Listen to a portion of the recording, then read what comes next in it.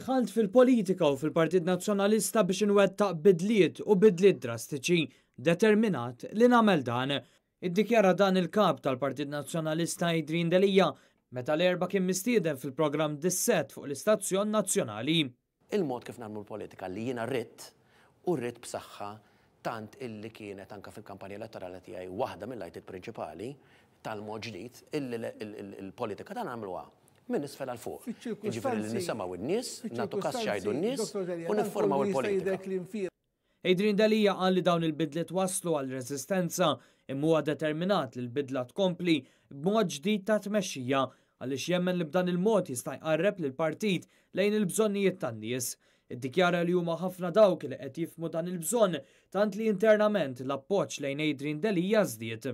Dejjem iridu jkunu n-nies li jiġġudikaw, jiġifieri għalija il-ġudizzju dejjem finali jingħata min-nies. Issa jingħata min-nies f'żewġ ċirkostanzi fil-partit meta inti jkollok l-elettorat intern tal-partit illi sallum naħseb nifhem jew naf b'ċertezza li l-appoġġ mhux tal-li naqas imma tal-iżdied.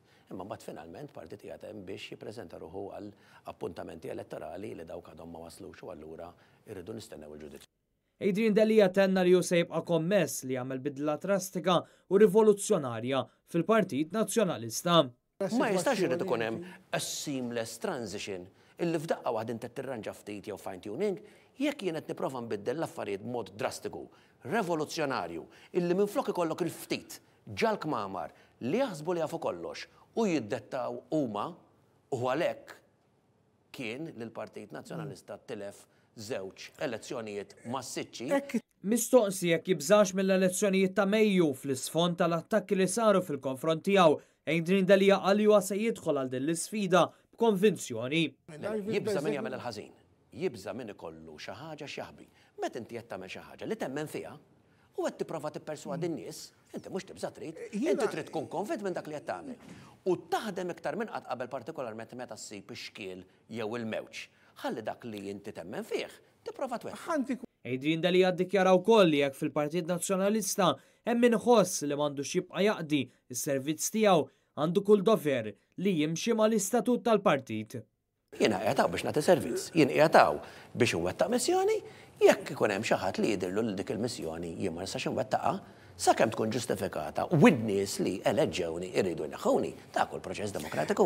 Jien la jien marbut ma' siġġu, la jien marbut mal-poter, la kelli l-karriera tiegħi fil-politika u fil-politika biss, anzi bil-maqlub, jien kelli l-karriera tiegħi, kelli l-familja tiegħi, kelli l-ħajja tiegħi. Tlaqt kollox biex irrendi servizz.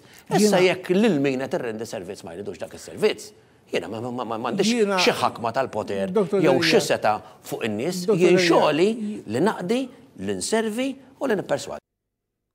Adrien Delija mill-ġdid insista li minkejja kull sfida jew problema personali baqa' jaqdi d-dmir tiegħu bħala kap tal-oppożizzjoni.